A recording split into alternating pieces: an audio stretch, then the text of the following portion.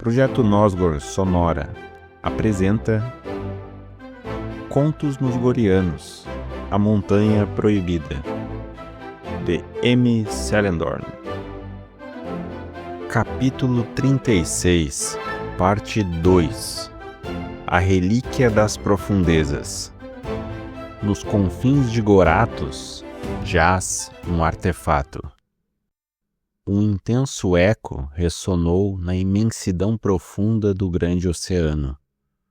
Bastava uma pressão maior das ondas cintilantes na haste do artefato para que a sombra se libertasse. Os símbolos, que lembravam runas mágicas, foram corroídos pelo tempo e ficaram ilegíveis.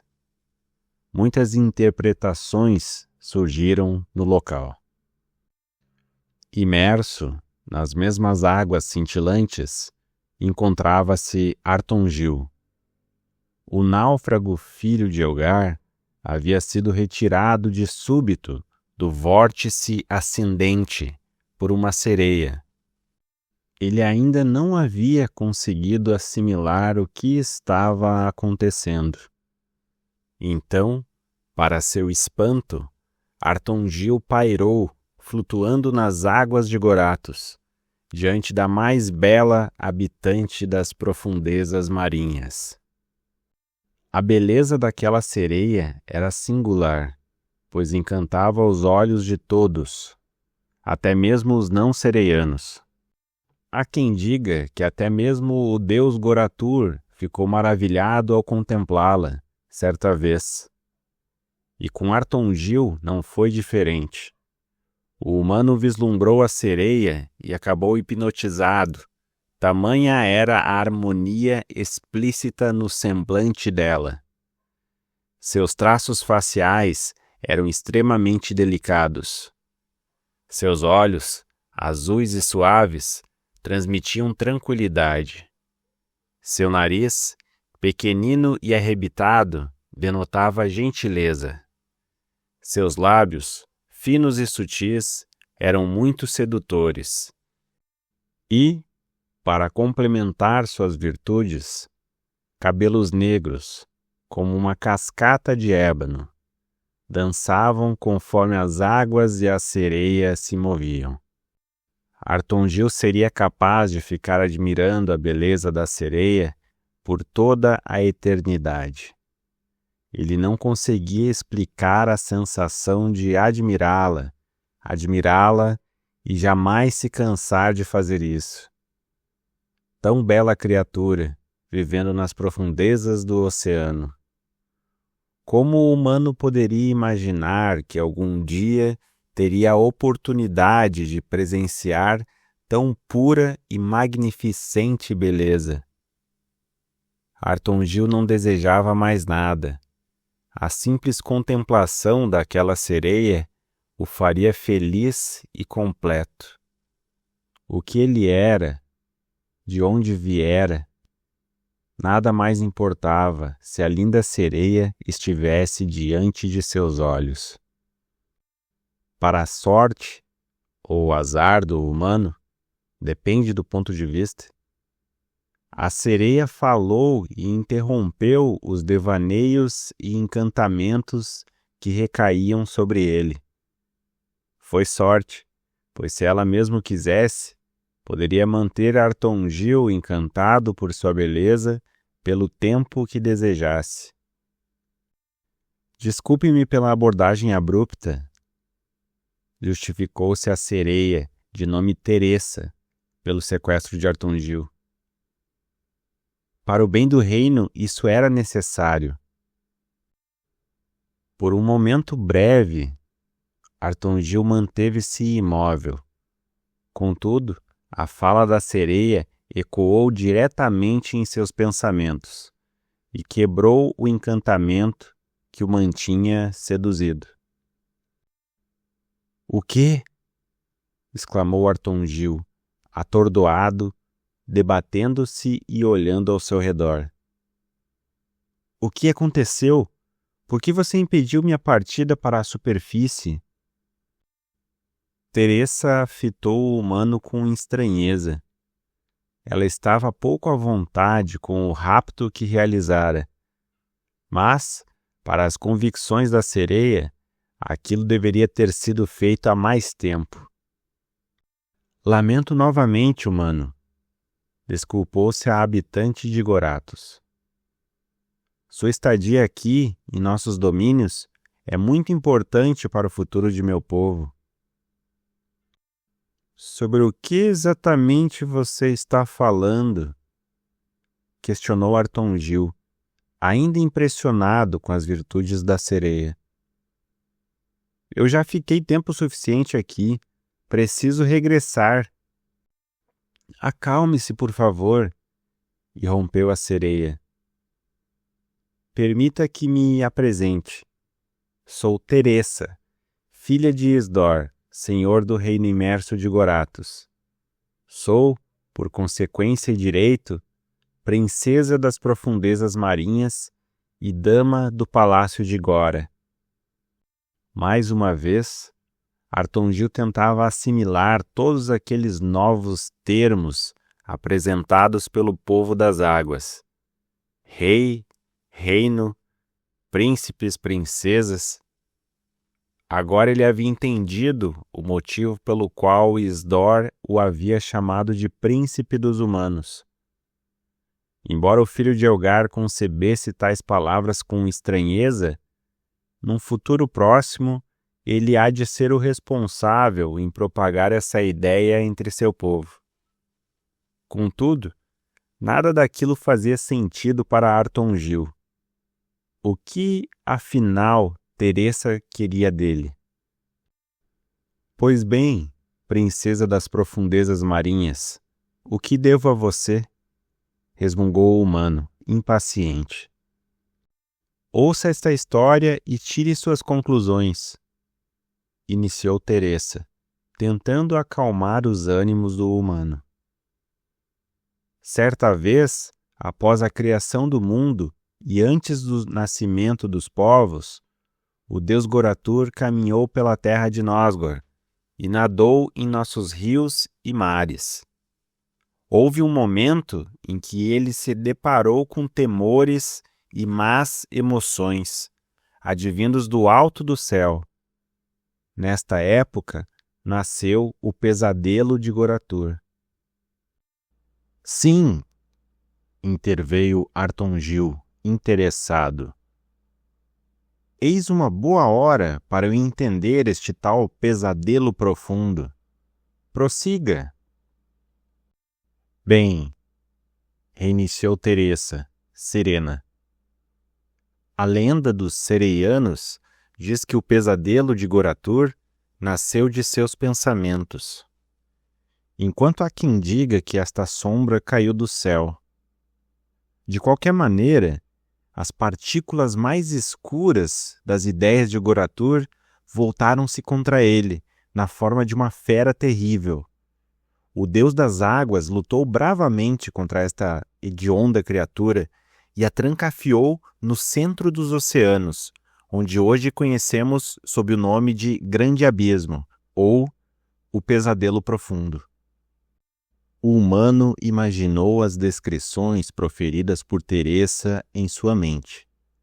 Ele viu um deus imponente, de barbas e cabelos longos e grisalhos. Ele viu uma pequena sombra tornar-se imensa e afrontar o pequenino deus. Ele viu a luz do poderoso Deus recair sobre a sombra, vencê-la e mandá-la para o fundo dos oceanos. Mas o que Artongil ainda não compreendia era o motivo de a sereia ter o impedido de voltar à superfície. Você ainda não respondeu, disse o humano, parecendo irritado. Qual é a minha participação nesta história, princesa? Acompanhe-me, respondeu Teressa, séria. Vamos, quero mostrar-lhe algo. E os dois seguiram pelos recônditos de Goratos. Teressa nadava com leveza, enquanto Artongil mal conseguia mover-se. Passava um grande sufoco para sair de um lugar a outro. Mais tarde, com mais prática do nado submarino, a sensação do humano era única.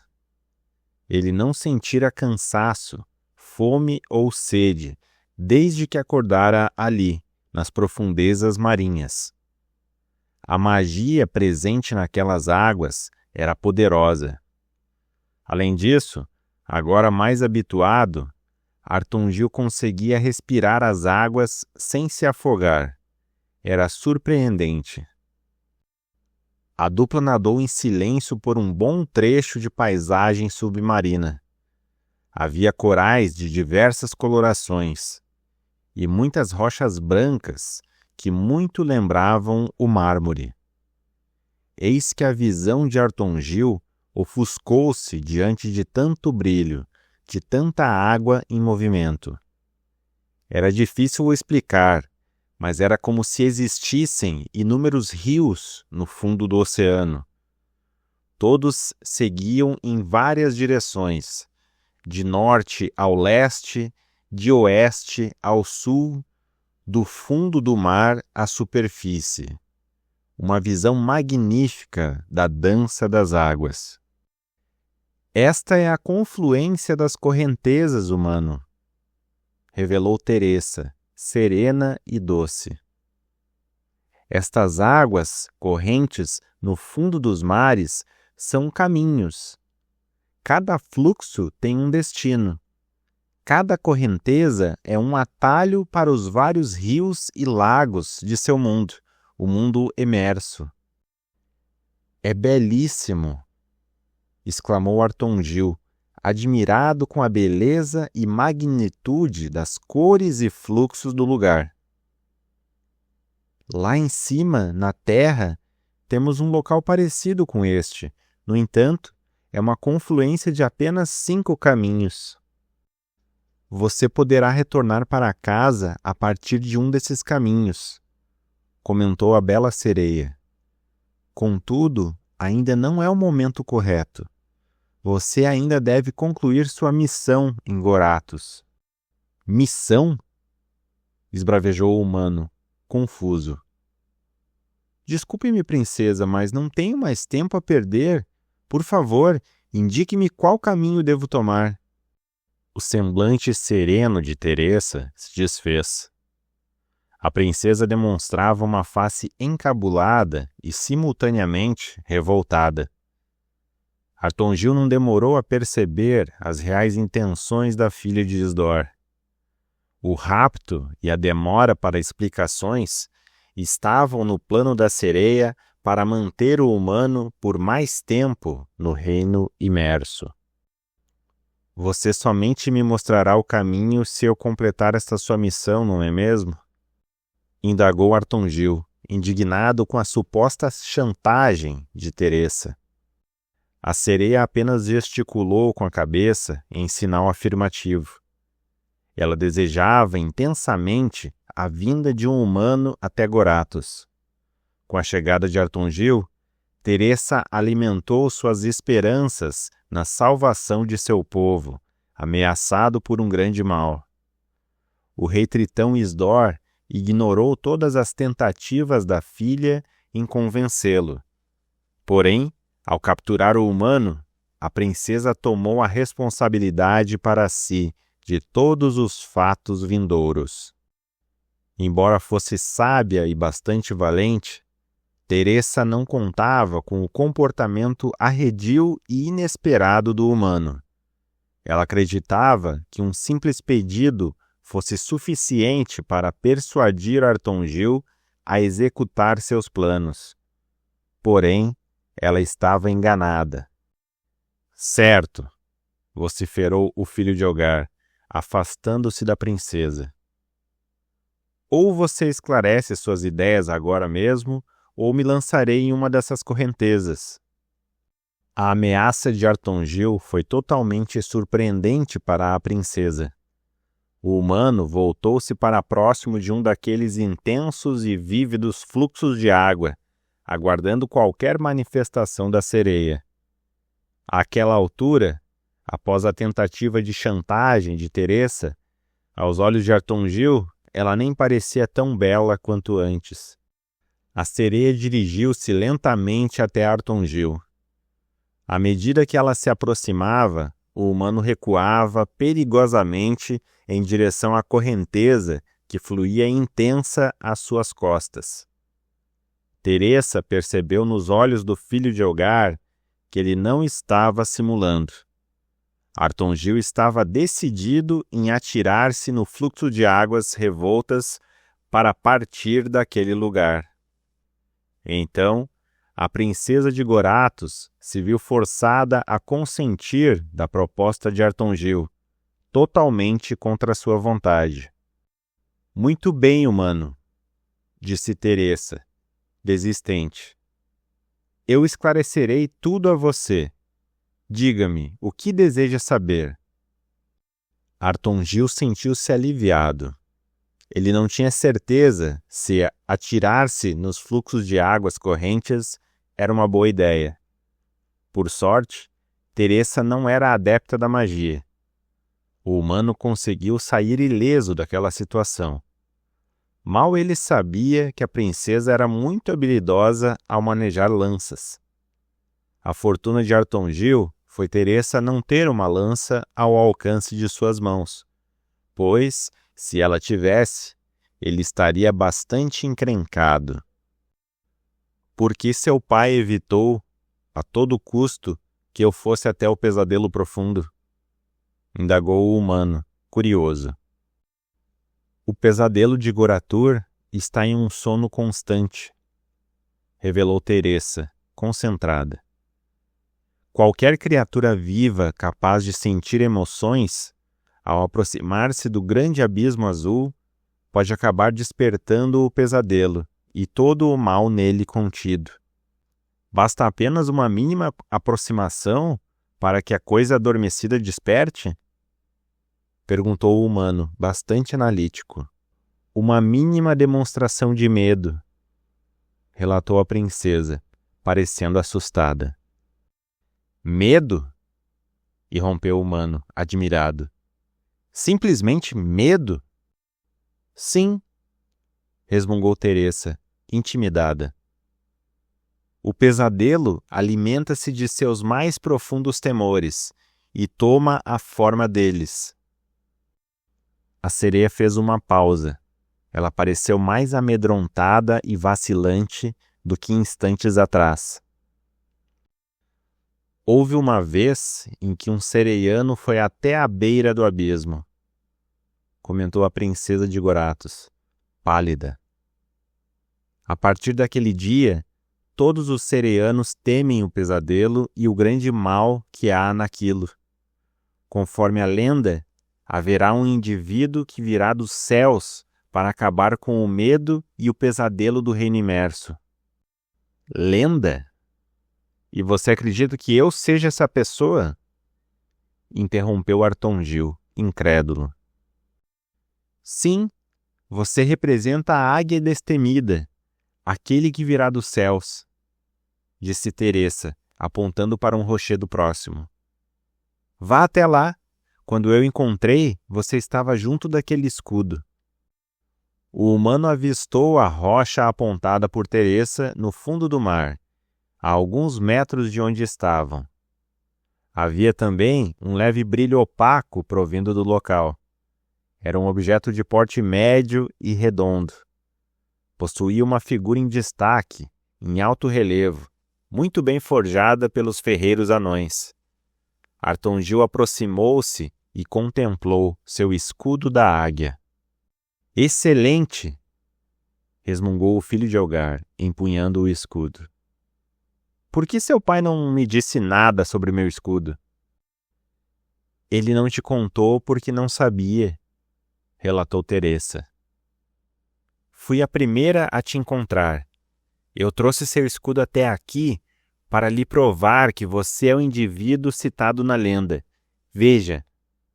A princesa apontou para outro local, onde havia um grande e imponente rochedo, cercado de muitas algas coloridas e vivas, que dançavam ao ritmo das águas profundas.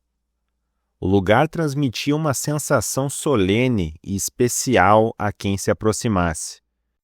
Artongil sentiu-se cheio de vigor ao alcançar o rochedo. Para a admiração do humano, uma longa haste de metal brilhante estava depositada no local. Era uma arma semelhante àquela usada por Isdor em sua apresentação a Artongil. A extremidade, formada por 3 partes pontiagudas, estava encravada na rocha. Este é o tridente de Goratur, Artongil, revelou Teresa, olhando com encantamento para a brilhante arma na rocha. Este artefato foi usado pelo Senhor das Águas na luta contra seu pesadelo. Esta arma foi forjada pelos deuses, imbuída de luz divina. Muitos sereianos tentaram retirá-la deste posto, contudo, ninguém jamais realizou tal feito. Creio que isto esteja destinado a ti. A mim? Questionou Artongil, mais uma vez incrédulo com as palavras da sereia. Como você tem tanta certeza sobre isso, princesa? Veja com seus próprios olhos, disse Teresa, apontando para gravuras entalhadas na rocha. Você representa a águia, como está estampado em seu escudo.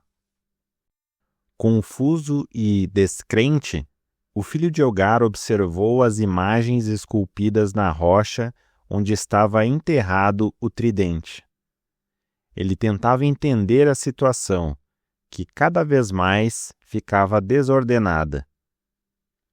Havia 3 símbolos cobertos por uma espécie de musgo verde alaranjado. As figuras não estavam muito legíveis, mas Artongil interpretou um deles como a silhueta de um homem, embora não estivesse nítido. O segundo parecia uma ave. Em contrapartida, poderia ser uma mão. De qualquer forma, nada daquilo fazia sentido algum. Sinceramente, não consigo ver nada demais, princesa, revelou o humano. Vejo 3 figuras disformes que podem carregar qualquer significado. Impossível! Exclamou a sereia. Está evidente. Há a figura do tridente, do homem e da águia. Eles referem-se a você. Artongil esforçou-se para enxergar o que Teresa enxergava, mas não obteve sucesso. Observando de outra perspectiva, ele apenas identificou a silhueta do homem. Tridente ou águia requeriam uma maior imaginação, ele deduziu. Então, examinou minuciosamente todo o local. Havia uma arma inserida numa rocha, 3 estranhos símbolos que poderiam denotar diferentes entendimentos para diferentes pessoas, e uma escuridão além. O grande abismo negro repousava em um silêncio perturbador. Ele voltou sua atenção para as figuras. Então visualizou uma mão, na imagem que a sereia dizia ser uma águia. Veja bem, princesa, iniciou o humano, cauteloso. Essa figura do meio representa uma mão, não é uma águia. E se estes símbolos tiverem um significado totalmente diferente do que você acredita? O brilho dos olhos da sereia ficou pálido. Ela observou atentamente para a figura e não conseguiu visualizar imagem de mão alguma. Tolice! Esbravejou Teresa. O pior cego é o que não quer enxergar. Está tão claro quanto a luz do dia. Isto é uma águia. Meu povo cultiva esta lenda desde tempos imemoriáveis. Não teríamos nos enganado com algo tão importante. O humano suspirou profundamente. Ele percebeu que convencer a sereia de algo diferente do que ela acreditava seria uma tarefa muito difícil. Então ponderou. Refletiu sobre o tempo. Percebeu que poderia estar em grande desvantagem em relação aos irmãos. Em contrapartida, Artongil sentiu um senso de dever, uma necessidade em ajudar Teresa. Era como se ele realmente estivesse destinado a esta missão, embora infundada. Além disso, para retornar rapidamente à superfície, ele poderia utilizar uma das correntezas da grande confluência. E quanto ao pesadelo? Seria aquilo uma monstruosa criatura disforme de pura maldade, capaz de aniquilar o pequeno Artongil com um mero sopro? Eis que o pensamento do humano na grande criatura, temida pelo reino imerso e derrotada uma vez por Goratur, lhe clareou a mente. Artongil assimilou toda a situação e percebeu ser sua chance de realizar uma grandiosa caçada.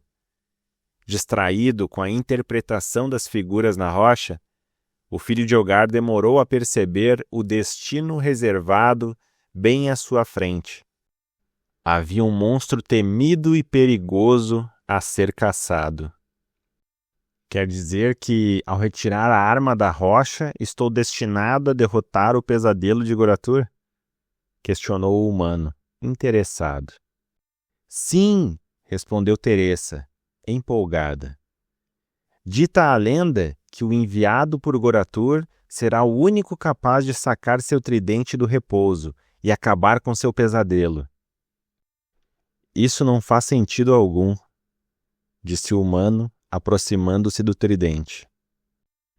Artongil largou seu escudo no solo arenoso do fundo do mar e observou o brilho da arma divina perante seus olhos. Era vívida e luminosa e emitia uma aura mágica e potente. O humano teve a impressão de sentir algo pulsar no interior do tridente. Na verdade, o que ele sentiu foi seu próprio coração palpitando acelerado. Ao tocar na haste da arma, Artongil sentiu um calafrio lhe percorrer a coluna. Suas mãos adormeceram. O humano sentiu na pele que aquele tridente tinha alguma mágica, realmente. Com ambas as mãos, agarradas ao cabo, Artongil forçou lentamente na tentativa de desenterrar a arma do rochedo. Gradualmente, a força imposta pelo humano aumentou gradativamente. Contudo, não houve sinal algum da arma se mover. Quando se preparava para soltar a haste, houve um lampejo luminoso nos olhos do humano. Ele teve uma visão e o entendimento recaiu sobre seus pensamentos. Teresa observava a cena apreensiva. Artongil não estava conseguindo sacar o tridente da rocha. Qual detalhe a princesa havia deixado passar? O que poderia haver de errado? Ele era um humano com a marca de uma águia, exatamente como a lenda havia sido sustentada durante eras entre os sereianos. Está errado, princesa! Exclamou Artongil, assustado, soltando suas mãos do tridente. Eu ouvi uma voz ecoando em minha mente. Do que você está falando? O que está errado? Indagou a sereia, preocupada. A sua interpretação sobre estes símbolos está errada. Esse tridente não deve ser retirado daqui. Ele é o que mantém o pesadelo aprisionado. Não pode ser, bradou a bela princesa. A lenda diz que o tridente deve ser retirado pelo humano enviado de Goratur. Ele representará a águia e ele derrotará o pesadelo. Escute-me, princesa. A lenda está equivocada, disse Artongil, recolhendo seu escudo do solo arenoso. Ninguém conseguiu retirar o tridente da rocha justamente porque ele não deve ser retirado. Você precisa entender. Mas todo esse tempo, lamentou-se a sereia. Todos esses anos nós acreditamos na lenda. Não é possível que tenhamos nos enganado. Lamento, disse o humano, compadecido. É um desperdício de tempo permanecer aqui. Preciso partir. Espere, interrompeu Teresa, desesperada. O escudo! Você não estava com ele quando tentou retirar o tridente. Você deve retirar o tridente com o escudo em mãos. O humano olhou para seu protetor com dúvida. Em seguida, sorriu. Esqueça, disse Artongil, pesaroso. Eu não tocarei nesse tridente novamente. E além disso, este escudo foi forjado por anões. Não há nenhum tipo de magia nele. Mas... Desista, princesa, bradou Artongil, áspero. Eu não consegui mover 1 milímetro sequer, e mesmo que eu pudesse mover, eu não quero retirar o tridente dessa rocha. Distraídos entre tridentes, símbolos entalhados na rocha e lendas, a dupla não percebeu a aproximação de um grupo de indivíduos. Eles haviam sido enviados por Isdor, o rei Tritão. Eram guardas atrás de sua filha, raptora de humanos. Princesa Teressa, bradou um dos tritões. Viemos com ordens de nosso rei. Você deverá responder pelas transgressões cometidas diante de vossa presença. Surpreendidos, Humano e Sereia voltaram sua atenção para o grupo recém-chegado ao local. Dentre os 6 sereianos, 2 eram tritões. As outras 4 eram sereias. Inclusive, uma delas era bastante conhecida de Teressa. As 2 entreolharam-se com pesar. Está certo, iniciou a princesa, altiva.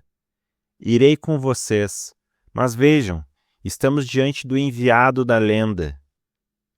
Os olhos dos sereianos se voltaram para o humano de vestes esverdeadas. Ele flutuava com mais estabilidade do que na primeira vez que o encontraram. Com o escudo da águia junto a si, Artongil tinha a aparência imponente de um herói. Simplório, mas valente. Daqueles relatados nas histórias infantis que ajudam o vilarejo a livrar-se de algum problema, como bandidos ou tiranos. A feição dos 6 sereianos modificou-se de forma drástica. Artongil reparou um brilho diferente nos olhos do grupo. Era a mesma luminescência que ele havia reparado nos olhos de Teressa. Era uma espécie de encantamento, uma admiração tamanha que todos baixaram suas lanças. Artongil pairou surpreso. Eles levam esta tal lenda bastante a sério, pensou ele. Ele tem um escudo, e o escudo tem uma águia, disse um dos tritões, espantado. Como foi que não percebemos antes? Indagou uma das sereias. Então, Teressa explicou haver retirado o escudo do humano e deixado junto ao repouso do tridente, para que ele fosse trazido até o local. Ela percebeu haver atraído o grupo para seu lado. A lenda envolta ao tridente de Goratur tinha muita força dentre os sereianos. Tinha tanta força que as ordens do rei haviam sido deixadas para trás. E então? Perguntou a sereia Amera, a amiga de Teressa. Ele já tentou sacar o tridente? Sim, respondeu Teressa, pesarosa. Mas, infelizmente, algo está faltando. Ele não conseguiu mover. Foi a vez de Artongil se manifestar. Ele percebeu que o grupo de sereianos compartilhava das mesmas crenças cegas da princesa Teressa. Então, tratou logo de desfazê-los de suas convicções. Escutem, todos vocês, iniciou o humano cauteloso. Toquei no tridente e vi a verdade sobre os símbolos esculpidos na pedra. Eles não remetem a lenda alguma.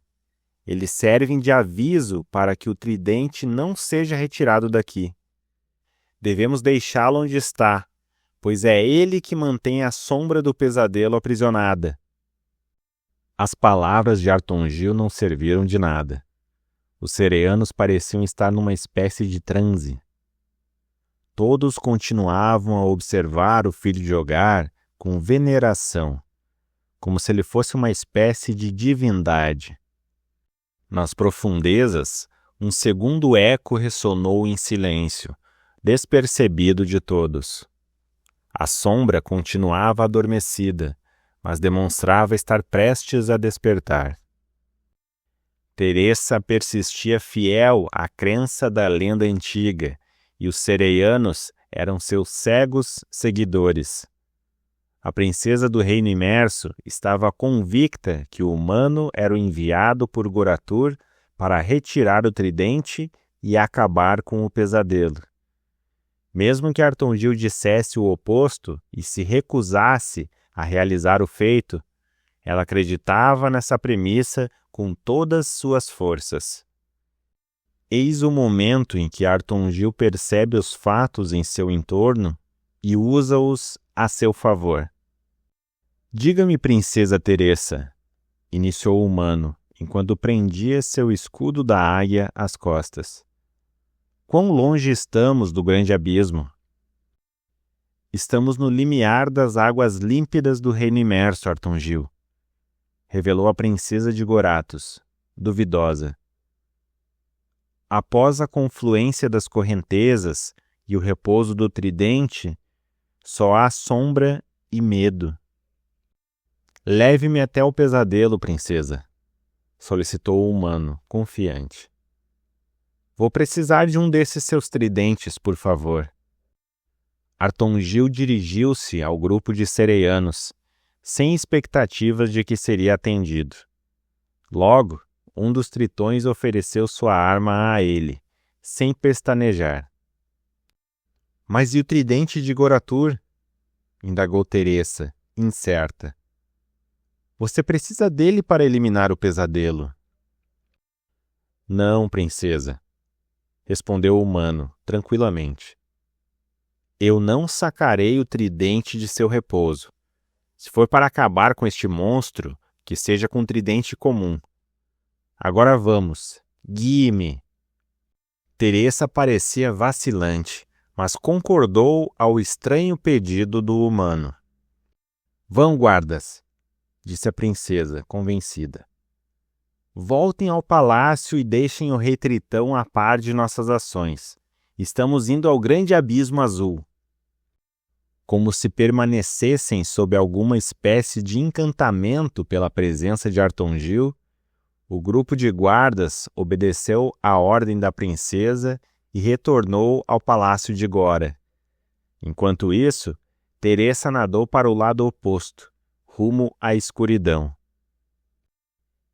E carregando a pesada lança de 3 pontas dos sereianos, Artongil seguiu a princesa pela imensidão escura e fria pela frente. À medida que nadavam, a luz advinda do alto do oceano começava a ofuscar-se. O que acontece com a luz daqui? Indagou o humano, confuso. São ações do pesadelo, revelou Teresa, preocupada. Aquilo consome com a luz e vida de onde passa.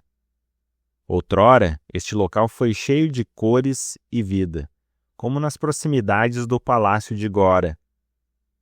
Agora, tudo que jaz aqui é o silêncio e a escuridão.